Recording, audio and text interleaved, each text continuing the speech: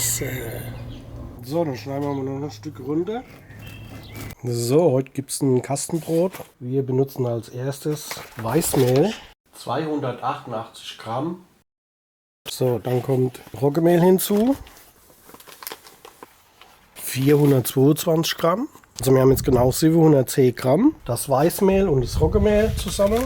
Und jetzt machen wir noch einen 1050er oder ein Ruchmehl dabei. Das ist fast dasselbe. Wie gesagt, wir haben jetzt 710. Ich brauche jetzt noch 400 Gramm. Da komme ich auf 1100 Gramm. So kann ich meine Form noch gut ausnutzen. Also 400 Gramm mache ich jetzt noch dabei. Hier brauche ich 740 Gramm kaltes Wasser auf diese 1110 Gramm Mehl. Das ist ein TA-Wert von 67 und ein paar gequetschte. 743. So, wir wiegen jetzt 1,5 Gramm Hefe ab. So, 1,5 Gramm. 15 Gramm Chiasamen und 64 Gramm Wasser. Gut eine Stunde stehen lassen. Ich habe es 2 Stunden stehen gelassen für die Frischhaltung. Dann machen wir ein bisschen Brotgewürz hier rein, aus dem Garten. Löffelchen Ascorbin für die Haltbarkeit. Und ein bisschen Bohnenkraut aus dem Garten. 120 Gramm Nussmischung aus Aldi. Können wir gleich reinmachen. Wenn ihr möchtet, könnt ihr das ein bisschen leicht einsprühen, dass es so leicht nass ist. Und dazu machen wir so ein guter Teelöffel Goldsaft. Das wird jetzt erstmal aufgeschlemmt. So, dann kommt das Mehl rein.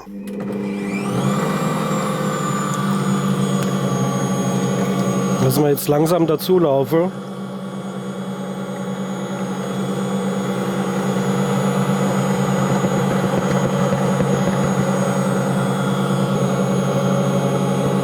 So, das seht ihr ja, dass da noch Wasser fehlt.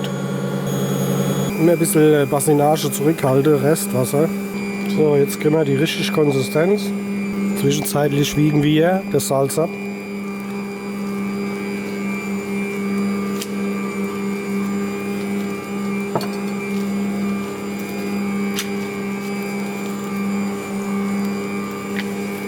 Also der Teig darf jetzt nicht zu nass sein, aber auch nicht zu trocken. Er ist jetzt eher ein bisschen nass. Das Backpapier, das habe ich jetzt ein bisschen aufgeknüllt. Dann könnt ihr das schön reindrücken und dann hat das seine Form. So, und das füllen wir jetzt hier ganz locker ein. Nicht andatschen wie so ein Elefant, sondern ganz locker reinfüllen. Ganz toller Teig geworden, muss ich sagen. Also das Rezept könnt ihr dann jetzt so übernehmen. Außer ihr macht einen Sauerteig mehr rein oder weniger, dann müsst ihr euer Wasser noch berechnen. Von daher immer Basinage aufheben. Das ist Brot für die ganze Woche. Und da wir ja Frischhaltung drin haben, hält es auch so lang. Ohne dass es schimmelig wird, weil wir auch Zitrone drin haben oder Ascorbinsäure. Also ich habe Zitrone und Ascorbin ein bisschen drin. Ganz leicht, gleichmäßig andrücke, ganz leicht. Der Rest, das macht der Teig von selbst. Das sieht doch schon mal klasse aus.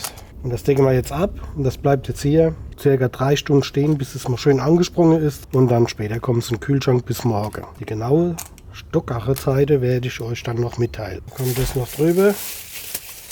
Also nicht in die Sonne stellen, weil das trocknet dann vielleicht aus. So, Backmalz habe ich wieder vergessen. Aber zum Glück haben wir ein bisschen Rübensaft drin, das ist ähnlich. So, moin. Der hat jetzt von gestern Abend hat der gestanden bis heute Morgen. Es ist jetzt 20 vor 9 und ich habe die Backofen schon geschaltet. Also die Backofenzeit darf jetzt eine Stockache sein und dann wird er abgebackt. Genaue Zeiten und Temperaturen zeige ich euch noch. Die Temperatur heute Nacht in Weilerbach-Pfalz war genau 5 Grad. Also der hat bei 5 Grad gestanden. Da war heute Morgen noch gar nicht hoch. Jetzt habe ich heute Morgen noch ein bisschen hier entstehen gehabt. Und, aber der scheint jetzt gut zu sein. Es geht ganz leicht hoch. Fingertest.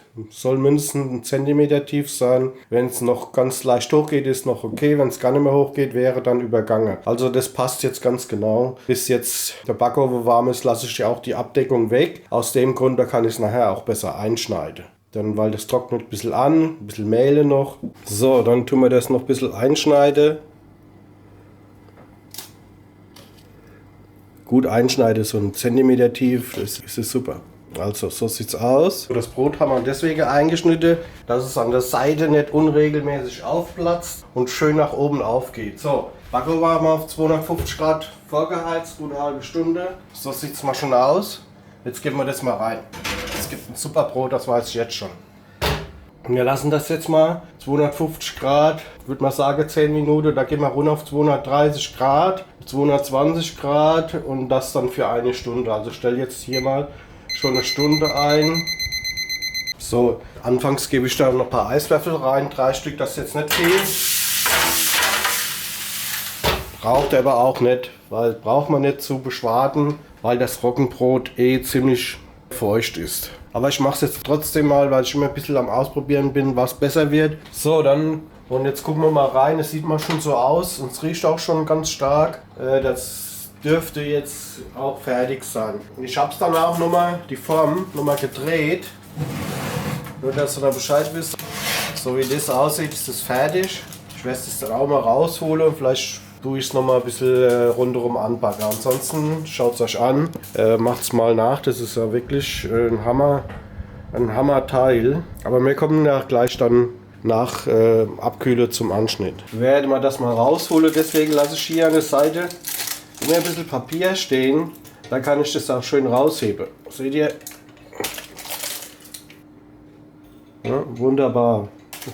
Ziehen wir das mal vorsichtig weg.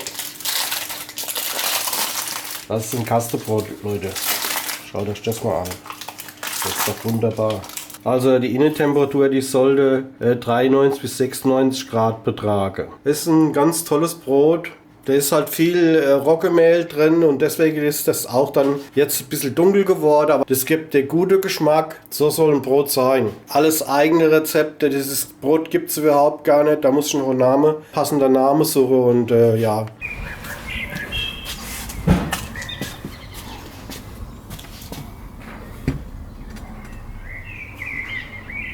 So lecker sieht's aus. Klasse. So, dann schneiden wir mal noch ein Stück runter. Gerade frische Leberwurst gemacht.